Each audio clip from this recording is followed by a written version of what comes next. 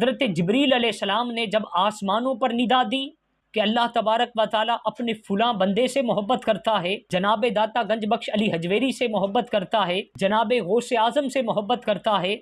हज़रत ख्वाजा मोइनुद्दीन चिश्ती अजमेरी से मोहब्बत करता है,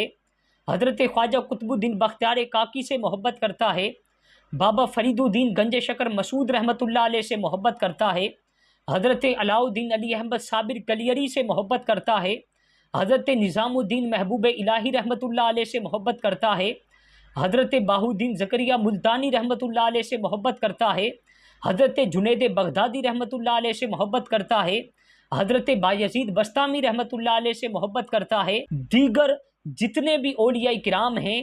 इनकी मोहब्बत जो हमारे दिलों में है, इनके मज़ारात पर जो लोगों का आना जाना और लोगों का जो हुजूम लगा हुआ है, इसके पीछे